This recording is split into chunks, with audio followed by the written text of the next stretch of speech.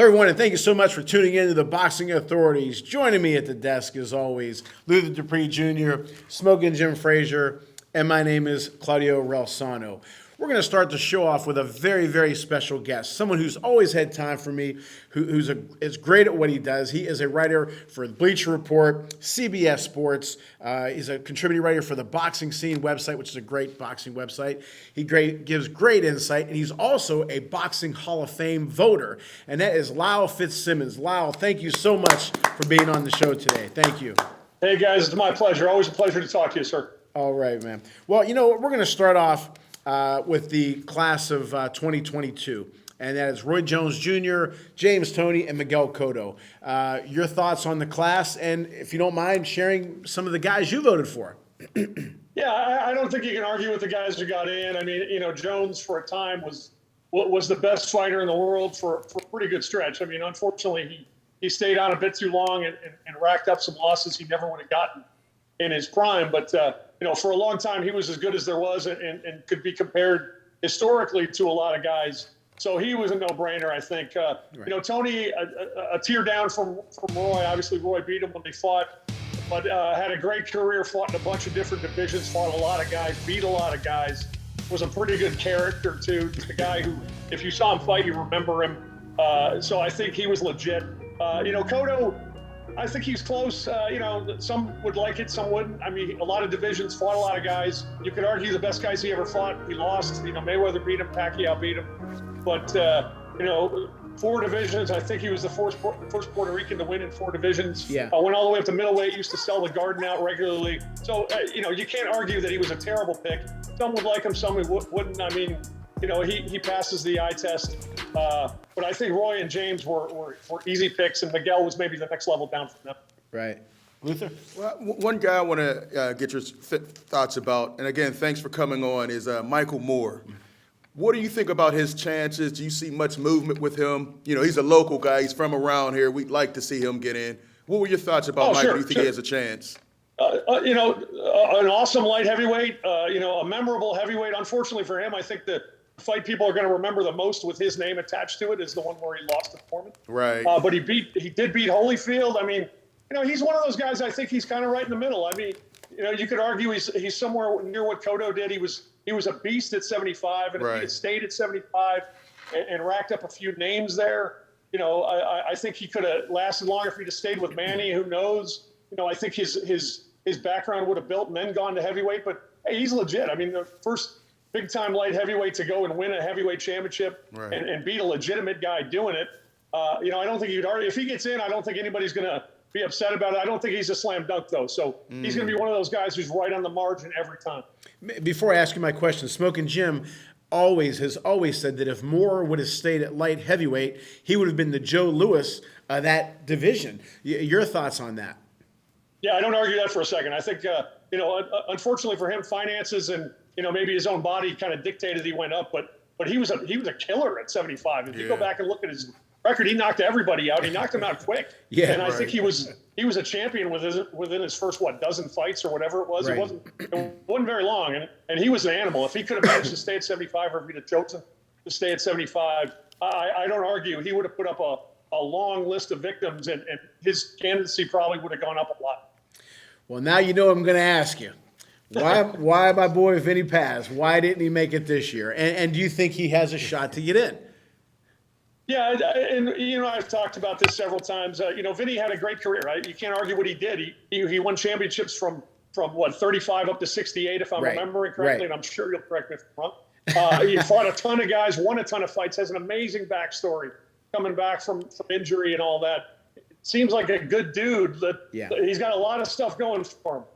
Similar to what I said about Cotto, and I think people will remember that he lost to the likes of Roy Jones and Macho and guys like that. And when he beat Duran, it was it wasn't the Duran of the welterweights and even the junior middleweight Duran. It was kind of a later in life Duran. But he's one of those guys who is always going to have a pretty loud drum beat for him. He's got a ton going for him. And like you and I talked about earlier, I think there's a chance he gets in. I think he's going to suffer when he's in years, when he's got, slam dunks like, like Jones and Tony, and the year he's up against Mayweather and guys like that, when there are 2 or 3 guys who absolutely cannot miss, I think Vinny's going to suffer. But if he gets in one of those years where, you can make the argument he's the prime candidate or at least number 2 or number 3, I think eventually he'll get in. I think enough people are aware of what he did, respect what he did, and just like the guy that eventually he's going to make it in. Yeah, like I said, the thing that Jones slam dunk. Tony, when you talk to people, they say, he's not already in. And again, back to Smokin Jim with football. Roman Gabriel. Oh, Claudio, he's not in. He's not in. Vinny, a lot of people think that he's in the Hall of Fame already. Again, 5 world titles, 35 to 168. Won 3 titles after the broken neck. And it isn't like he had a dislocated shoulder. He had a broken neck, and he came back from that. And so the story's there. They said in the 90s, 3 guys could pack the house without a belt. And that was Tyson Foreman and Vinny Paz. So, again, he never took a round off, fought everybody as he bled for everything. And popular champion, popular guy, would absolutely love to see him get in. I really thought this was going to be the year. I understand about Cotto, but I think Vinny had a better career than Cotto. Maybe I'm being biased. But now your thoughts on what the hell was I going to ask you? I'm talking about Vinny. Oh, yeah. Who did you vote for, if you don't mind me asking, for this year? No, you're more than welcome to ask. And I usually don't. I don't fill out a ton of guys. I just pick the guys who if I see their name, I instantly think. I kind of envision a plaque on the wall. And the only 2 guys I voted for this year were Tony and Jim. So they were the only 2, to me, that were slam dunks. I don't think anybody could really put together an argument that Tony and Jones didn't deserve to be in. Oh, yeah. Cotto, you can make an argument for or against. Guys like in the past like Ricky Hatton and guys like that, you could argue for, you could argue against. But I always put check marks next to guys who I don't think there's an argument for. And I think those 2 were beyond anybody's legitimate argument. So those are the 2 I went with. There are some years that it kind of depends on the mood I'm in when I have the ballot in front of me. And some years I think about it for days and days and days.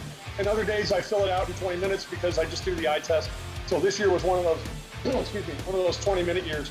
And I just remember having been at Jones' fights, having been at Tony's fights, and just remembering how spectacular they were at the tops of their games. So those were the guys I thought had to be in without even thinking about it. Okay. Now, what's the process like? You said you voted for 2 surefire first ballot Hall of Famers. Is there a maximum number or, a minimum number? How does that work? Can you just tell us a little bit about the process? I don't think there's a minimum. I think you can vote for 1, or, in theory, you're going to vote for at least 1 if you have a ballot in front of you. I don't have the rules in front of me. I want to say it's either 3 or 5 guys you could pick. I don't remember specifically, but it's at least 3, and it may be as many as 5.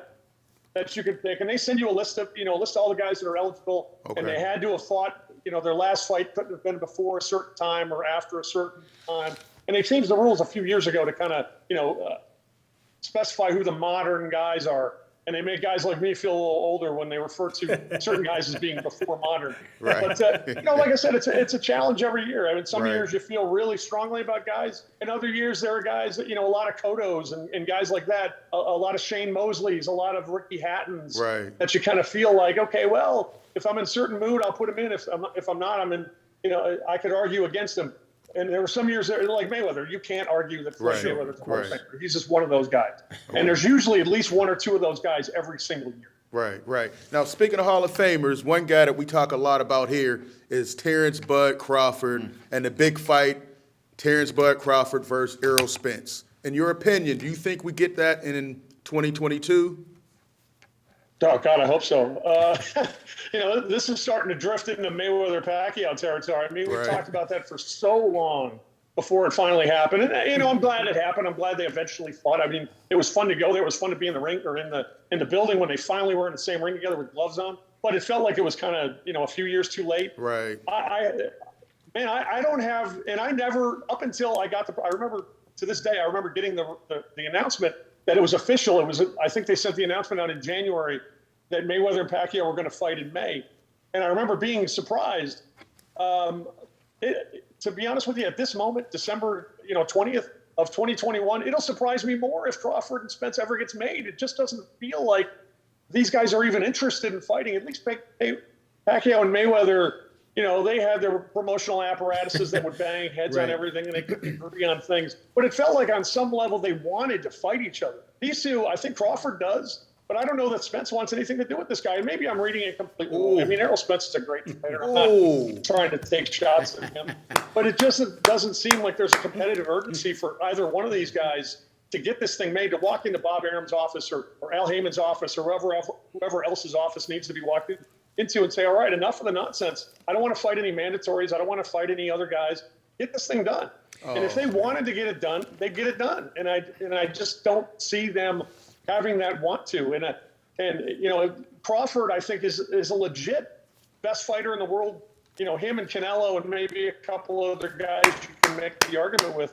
So do I think he needs Spence to legitimize his claim? Not really, but man, I hope he gets it.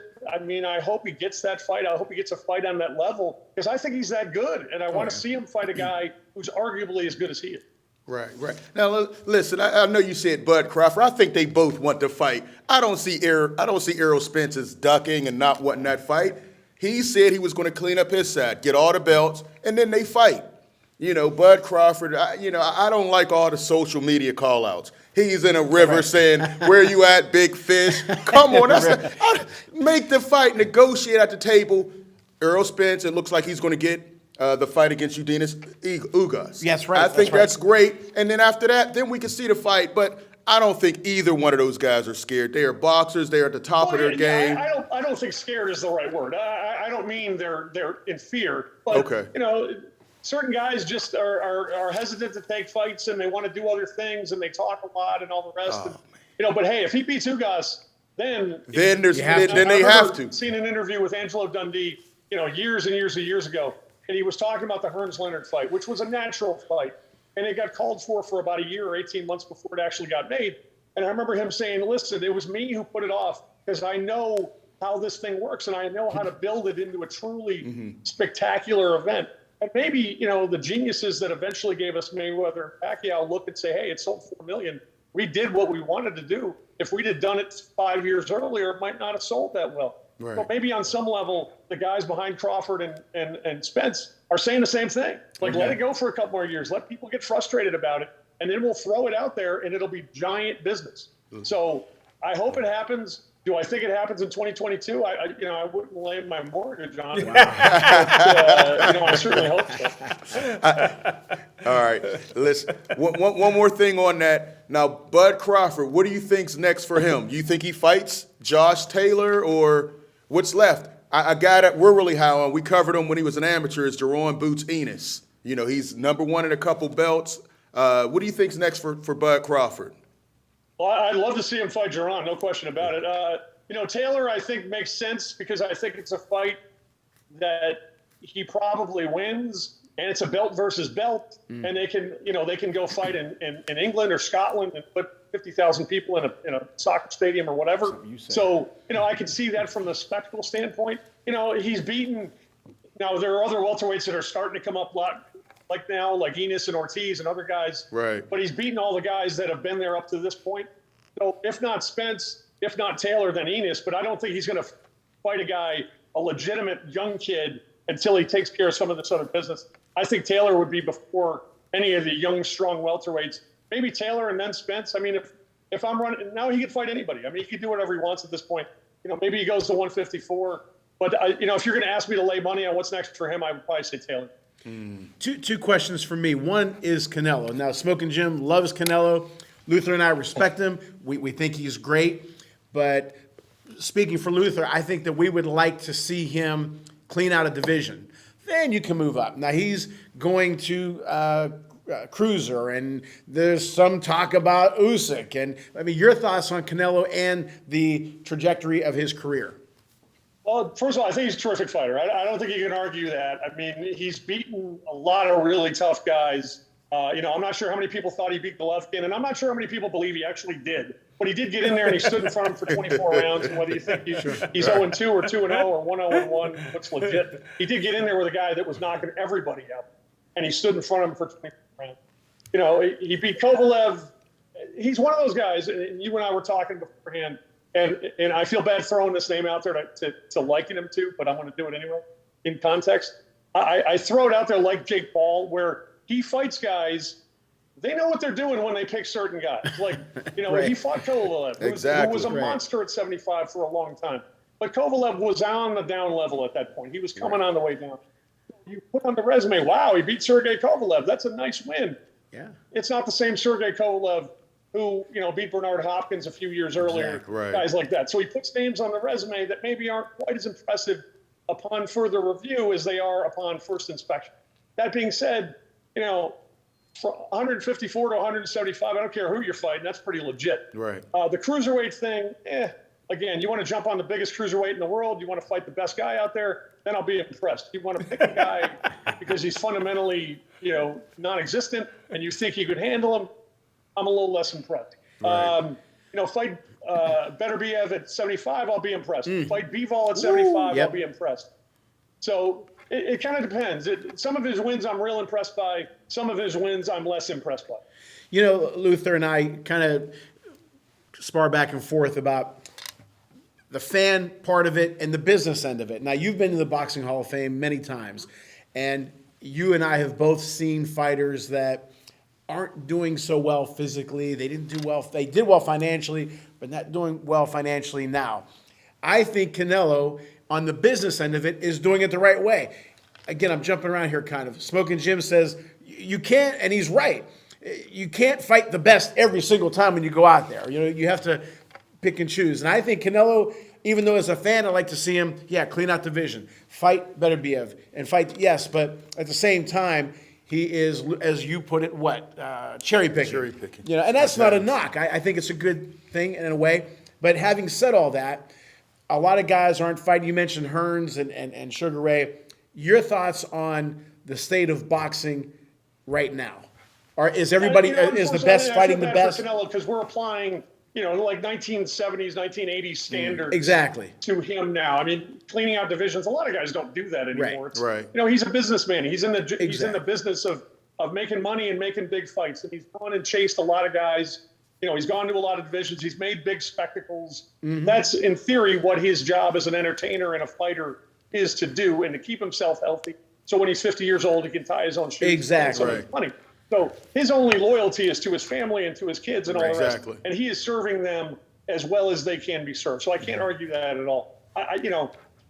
Is there any money to be made in cleaning out divisions anymore? The business has changed. So you jump around, you fight big guys, you sell 2 million pay-per-views. That's just the way it's done these days. When you're a guy like him who can do he can do whatever he wants. If he wanted to fight a Godzilla, he could fight him. If he wanted to fight Usyk, he could fight him. If he wanted to fight the number 7 ranked junior middleweight from Nicaragua, he could do that too. I mean, he can do whatever he wants. So he's good for the sport because people are going to watch him. And I still remember, I'm kind of jumping topics as well myself, but I remember I did the media tour when he fought Floyd, which was 2013. It feels like a million years. Wow. And we went to 11 cities in 9 days. I was working for CBS and Showtime, and they had me be the blogger for the media tour. And I would talk to Oscar every day, and I would talk to all the people at Showtime, Stephen Espinosa and all the rest of these people.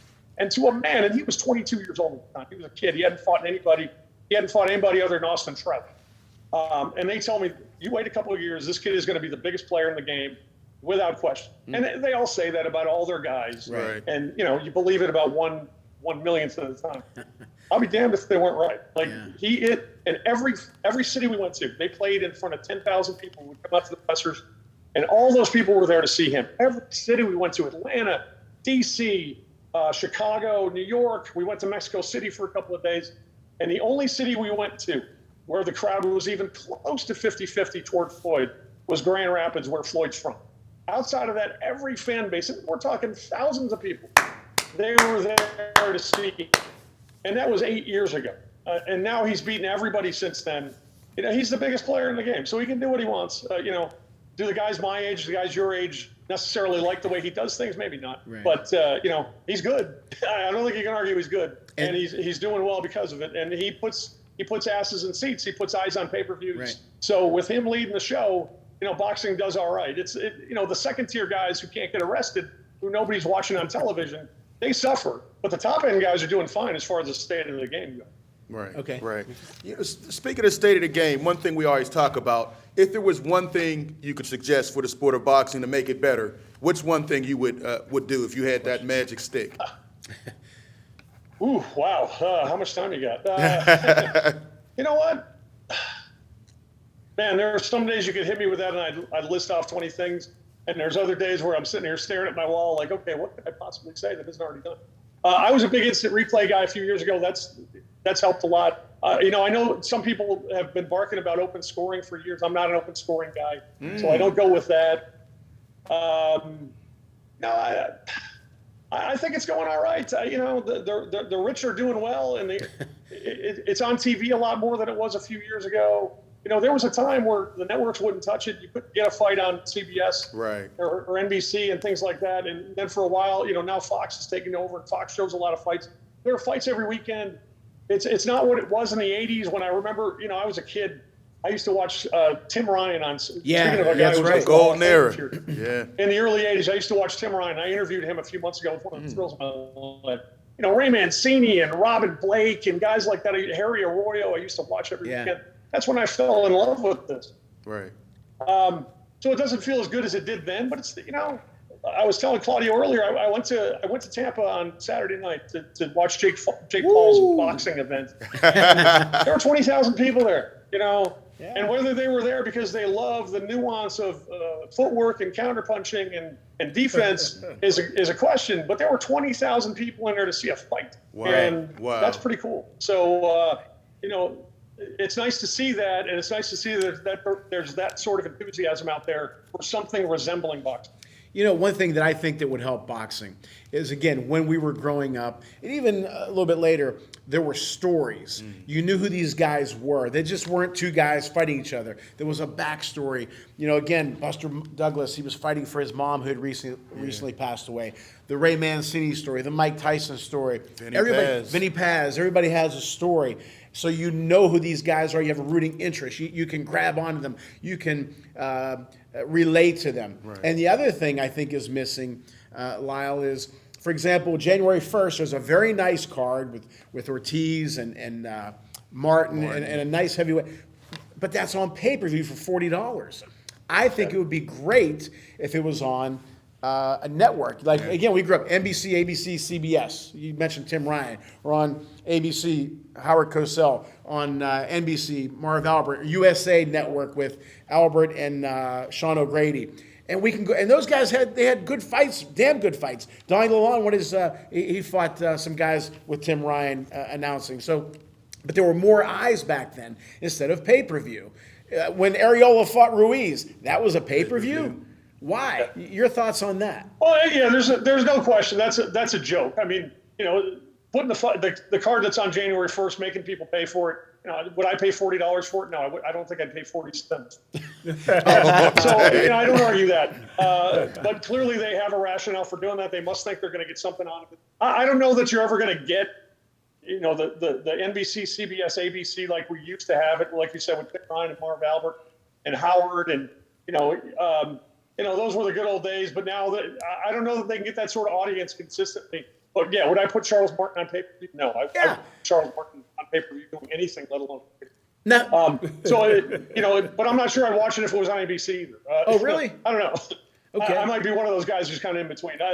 I'll watch I'll pay for the guy. I'll pay for Canelo, but there aren't that many guys I would pay for. I'll pay to watch Terrence Crawford. I'll pay to watch Errol Spence, Tyson Fury maybe. And as far as the backstories go, I don't disagree with that. They're not as memorable. I mean, Ray Mancini's story was fantastic. Sure. You got to know his family well before he ever got in a ring with Arguello or Arturo Frias or Bobby Chacon or any of those guys. Right. You knew about his dad, and because they covered him from like his 12th fight on, and they just don't devote that sort of time and that sort of interest to these guys. But there are guys out there. I mean, Tyson Fury had his battles with depression and substance abuse, and Deontay Wilder had a daughter who had some physical issues and all that. So they're out there. I don't think they're covered to the level that they used to be in the old days. But, you do find them. And, if you watch a Showtime fight or, a pay-per-view fight, Mark Kriegel, or ESPN fight, Mark Kriegel talks for 3 hours at a time, to tell the story of anything. He couldn't order lunch without taking 3 hours. But he does tell stories. So, I mean, they're out there. They're just not as easily findable as they used to be. Now, we have a segment on here called Mailbag. One of the questions we received is, who is it up to say, we're going to put this on pay-per-view, or we're going to call CBS, or we're going to go on ESPN or Showtime? Who is it up to? Well, as far as I know, it's, the promoters decide the best way to go there. Maybe they could throw it at a network or ESPN, something like that. And if ESPN doesn't want it, then they have no choice. I don't think there's one yes or no person who gets to pull the lever and say this goes to pay-per-view or this doesn't. I think it's based on a variety of factors. What sort of interest is there from network television?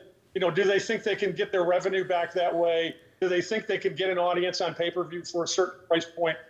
So there's a few factors go into it. Now, what the factor going into it to put Areola and Ruiz on pay-per-view was, I'd love to have that discussion with whoever decided it, because it seems kind of ridiculous. Right. Jake Paul is one thing. I mean, he sells 500,000 pay-per-views. Yeah. Right. Fury and Wilder will sell 1 million. Mayweather and Pacquiao sold 4 million. Charles Martin probably won't, I just can't imagine anybody saying, you know what, I'm going to throw $50 and watch Charles Martin fight. I just have a hard time envisioning that. He's just not, I've seen him fight. I'm not that impressed. Right. But maybe I'm wrong. But anyway, to answer your question, kind of, I think there are a lot of factors at play, and, they look at where the money's coming from and where they think they can hit certain numbers, and that's the direction they go. All right. Now, one thing I've argued with these guys about is Jake Paul good for the sport? I told them a couple years ago when he knocked out Nate Robinson, he was going to be a big thing. Yeah. He was on the undercard of Roy Jones and Tyson. I said, man, he's going to blow up. And since then, you look at Montana Love, he's blown up. We just had Amanda Sharana. She's blown up. Yeah. She's going to have a big fight. I think he's great for the sport. He's bringing a new audience.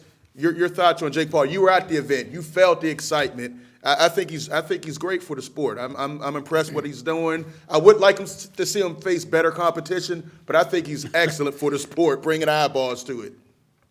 Yeah, I don't argue that. And is he good for the people? I wrote a piece actually this morning. I got down with you guys. He helps the Amanda Serranos of the world.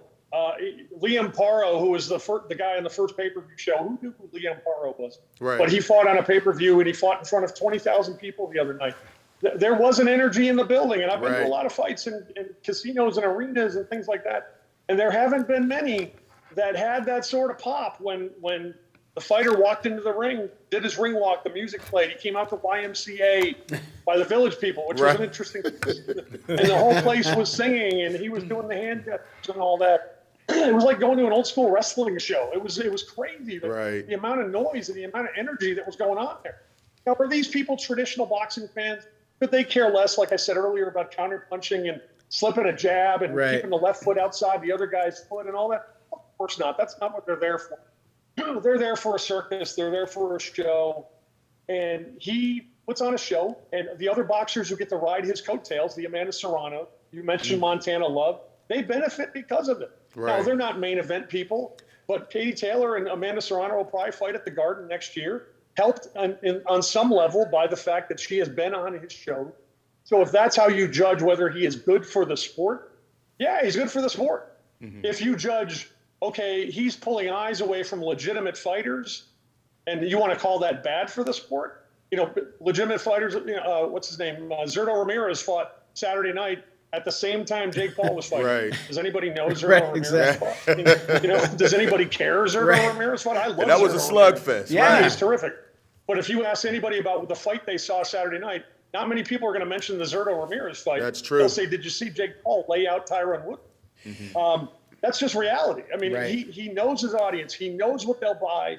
He knows how to sell it. Here you go. He had 20,000 people in there who probably laid at least $50 to get in the door. And we were sitting at the press table, myself, Jake Donovan, who works with me at Boxing Scene. There was a guy from the Zone sitting there with us. And right in front of us, I could have reached out and grabbed the hat off their head. 5 or 6 guys from the Tampa Bay Lightning hockey team. They're watching this, holding their phones up, watching this stuff. These are 25-year-old millionaire athletes who can do whatever they want with their money and do whatever they want with their television. And they decide to come out and watch this and pay attention to it. call it a circus, call it what you want. He knows what he's doing. He does. Again, is he Joe Louis? Is he Sugar Ray Robinson? Is he Tommy Hearns?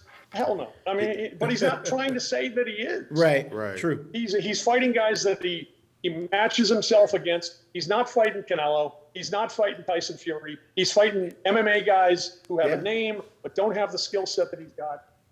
No, I heard, there were chatter afterwards. Will he fight a guy like Julio Cesar Chavez Jr.? Hey, would I pay attention to that? If you told me that was playing down the stream, would I go watch it? Yeah, I'm guilty. I'd watch it. So if that makes me bad for boxing, then I am too. Right. He's intriguing enough to make me want to pay attention to him. And to me, that's good. To me, Sure. that means the people that are surrounding him, the Amanda Serranos, are going to benefit from it. Last question from me. If Jake Paul were in the, again, I'm 57. If Jake Paul did this in the 70s, 80s, and 90s, would he have the same reaction? No, probably not. I mean, there was no social media back then. Exactly. I hear him. Thank you. I get it. Players who went and fought, who tried to be boxers back then, and it was a novelty for a couple of days, and people watched it, and then they stopped paying attention to it. I remember Ed Too Tall Jones from the Cowboys very fighting on good. CBS. And you watch him, he looked like a grizzly bear trying to, one of those dancing bears trying to fight. He couldn't fight. Jake Paul can fight a little bit. I mean, he surrounded himself with boxing people. I mean, BJ Flores, say what you will about him, but he was a legitimate fighter for a while. Sure. He's got some people in his corner who say that he's trying to do this. Like, he comes out in shape.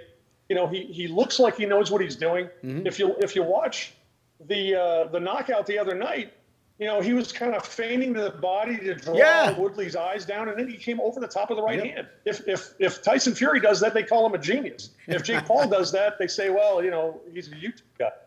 So he's got a little bit of nuance in his game, and to me, I think you got to give credit for that. Yep. But if you put him in with a legitimate fighter, he wouldn't last a minute. I mean, I don't think anybody who really follows him, who's got any sort of sense, believes that he would.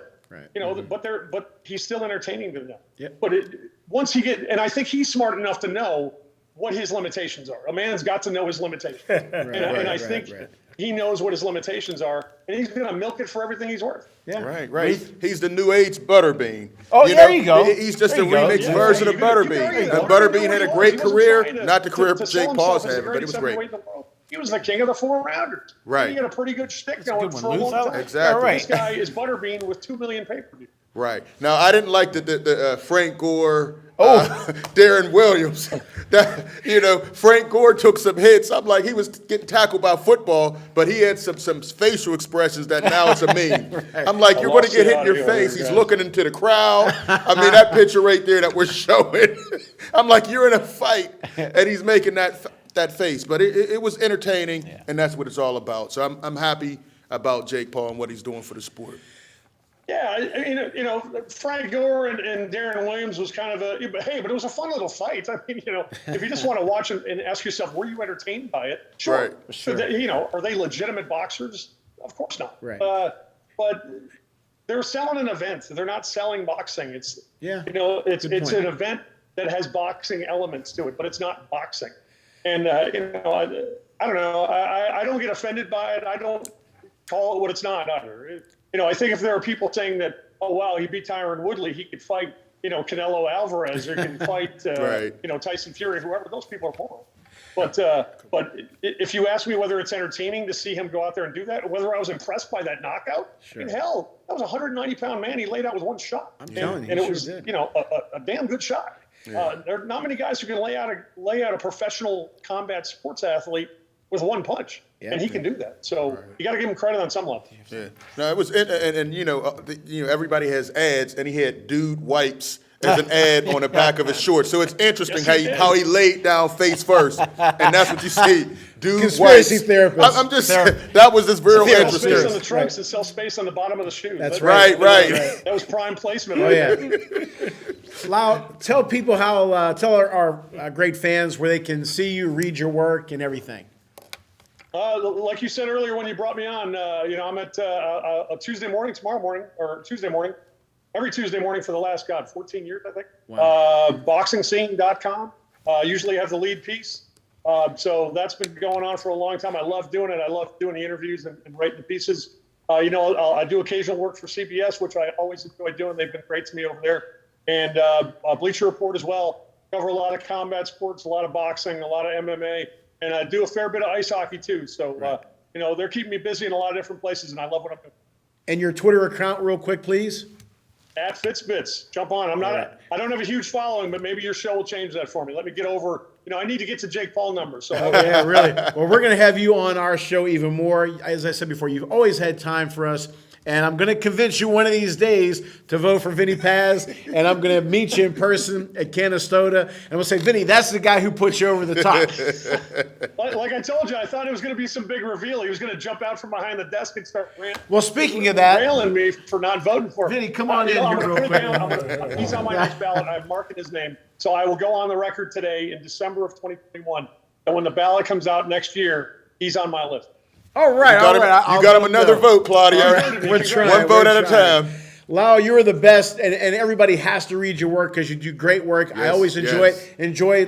your updates on the fights. So again, thank you so much, and wishing you all the best. Hey, it's my pleasure, guys. Thanks for having me. All right, brother. Thank you very much. All right, we're going to come right back and talk about the Beterbiev fight when we come back for the boxing authorities. Welcome back to the Boxing Authorities, and hope you enjoyed our interview with Lyle Fitzsimmons. Great guy, a lot of great insight.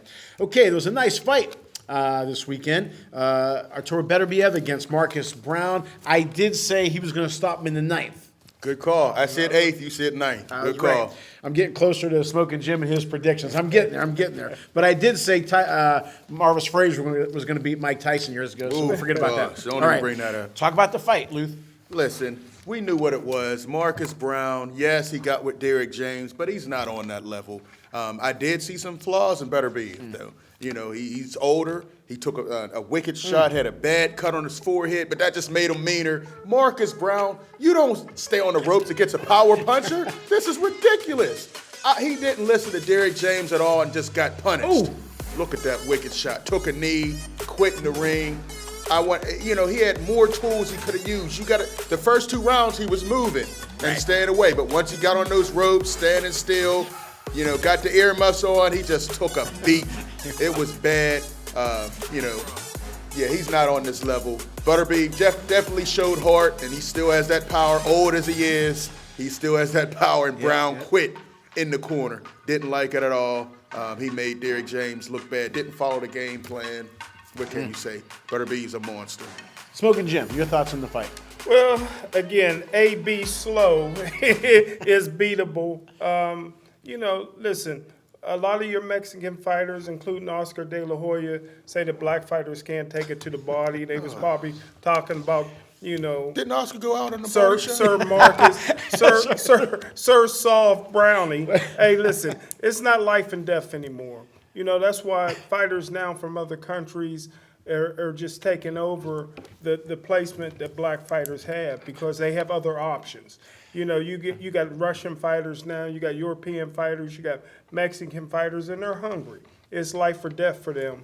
And you can tell Brownie came bouncing into the ring and all of this and his wardrobe, and he outclassed A.B. Slow for a while there. He could have beat him, but again, started taking some shots to the body and decided that it was time to go to the club. Something Luther said a few shows ago about Canelo doesn't like when he has to reset. And I thought about you during this fight when Brown, the first couple rounds, he made Beterbiev reset. I thought so. Maybe Luther should have been in Brown's corner. That's what Derrick James was telling him to do, but he felt a couple of those body shots and changed his whole mindset up and just put his earmuffs on and just quit. And I gotta agree with Luther. Finally, Canelo would kill A.B. Slow.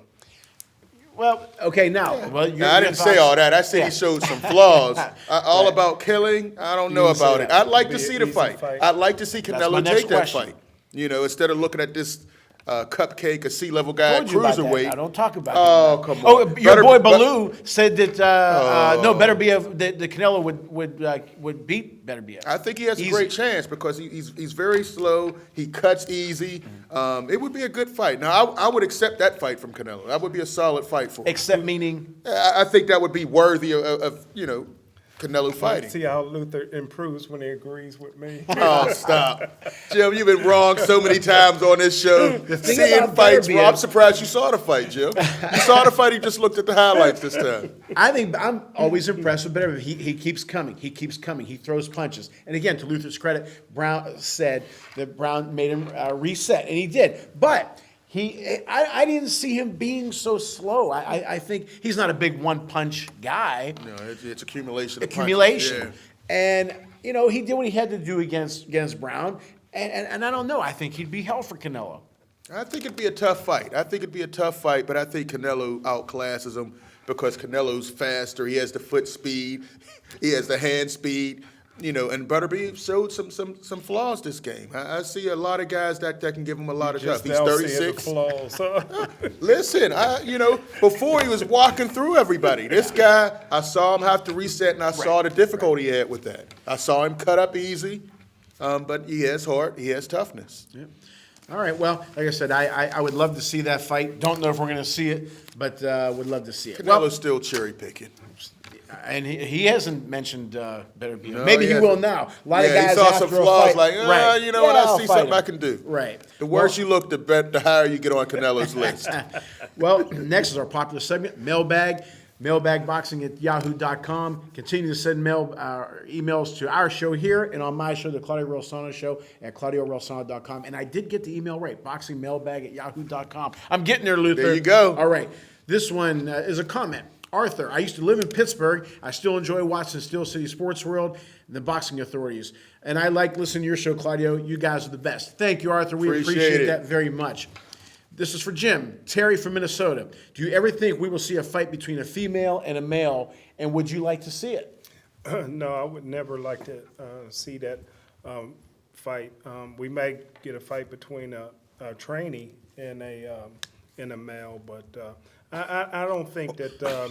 I know that there's wrestling matches now with a female and a male wrestles, but I would not like to see a man beating on a woman. Clarissa Shields. Clarissa Shields said she wanted to fight Jake Paul. Yeah, she's still talking about it. I don't know if I would. I don't want to see that. I don't yeah. want to see that. I don't want to see that fight at all. Women are just so beautiful. I don't want to see them get beat. Well, again. hey, somebody fights Amanda Again, Serrano, they might get beat. The girl that she was fighting over the weekend. Although then again, Marcus Brownlee got 2 domestic charges against him, so maybe he might pull a woman in the ring. Oh, come on. Sit All outside. right, moving on. This is for Luther and me, from Tony from Denver. You seem to think do you think Jake Paul will eventually fight Mike Tyson?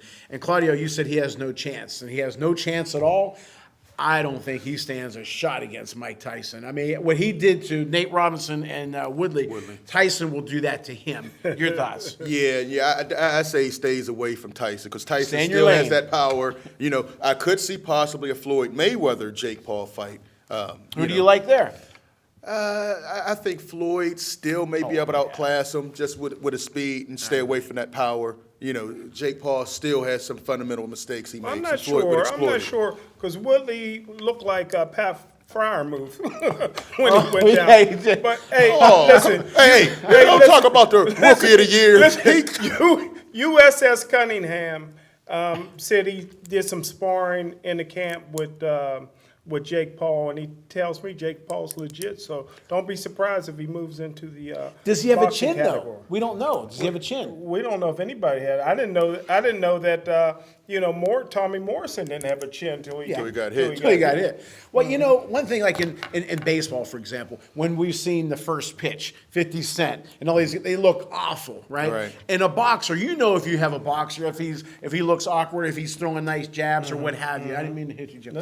But Jake Paul looks okay. He's not embarrassing himself. He's been studying the sport. He didn't just jump Well, in. but he might be studying it, but I'm a big believer. Joe Namath used to say great quarterbacks are made, not born. I don't necessarily agree with that. I think you have to have X amount of skill. Mm-hmm. You have to be blessed with X amount of skill. Muscle twitch, whole 9 yards. He does not look clumsy in there. No, he has power, and he His has that brother right. looks clumsy. Yeah, but I don't. Let's not read your press clippings. Mm-hmm. Let's not go crazy. If Mayweather, you're going to lose Mayweather, but at least you're not going to get your neck cracked or anything like that. I still think Mayweather gets him. Yeah, Mayweather outclasses him. I He's like not going to Jake get in there. Paul. Oh, Jim, come on. All right. Well, as always, we hope you enjoy our show as much as we enjoy bringing it to you. Thank you so much for tuning in to the Boxing Authorities.